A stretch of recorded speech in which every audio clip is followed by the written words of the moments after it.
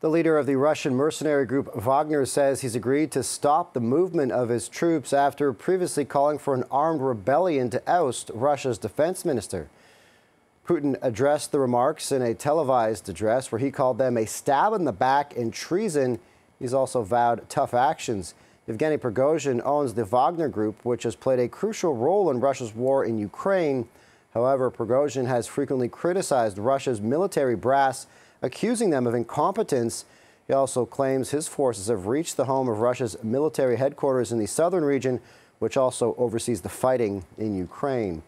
With reaction to the unfolding situation in Russia, we're joined live by retired Major General David Fraser, CTV military analyst and former commander of NATO forces in southern Afghanistan. Thanks so much for joining us this afternoon. Scott, good to be with you. Quite an unfolding situation in Russia right now. First, these latest reports that the Wagner Group is apparently stopping its advance toward Moscow. What do you make of this latest development after what was going on all morning that we were seeing? Well, what we have seen over the last weeks and over a few months was a lot of friction between Prigozhin and Gerasimov and Shoigu, the military leaders of the Russian army, but it turned into a mutiny last night, and essentially a mutiny of the Russians' own design when they started to investigate him and accusing him of being a criminal.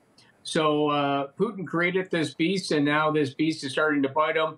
And the real savior so far in all this has been the president of Belarus, who seems to have convinced Prigozhin to stop the move to Moscow. But this is long from over. Yeah, and despite this apparent stop at the moment on the road to Moscow, are we still seeing the biggest threat to Putin's control in many years in one of the most significant developments in the war in Ukraine at this time? Well, certainly after 23 years, Putin seemed to have had a pretty good grip of Russia. And then he made two really strategic blunders. One is invading Ukraine. The other one is creating the Wagner Group under Prigozhin. And what has happened is that both of these have turned around and bitten him in the ass. And as a result, weakened his own power structure inside the government. This is long from over. Putin is now bruised. I wouldn't say he is fatally shot or wounded at all, but he is certainly bruised. It has complicated the fight in Ukraine because the Wagner Group actually are in control of much of the city that the Russians need to fight the war, and it's given an opportunity for President Zelensky. So Putin's got an awful lot on his hands this week. And to be clear, the Wagner mercenaries are not what would you call a liberating army that appeared to be on their way to Moscow. But what happens next, no doubt, will have massive global ramifications. Well, absolutely, because, I mean, we're talking about mercenaries, and mercenaries that are in Africa, mercenaries that are doing fighting, that don't abide by any of the rules or regulations. They don't report to a government. They only report to a bank that pays them. And it appears that, you know, they're unhappy with the terms that Putin has given them.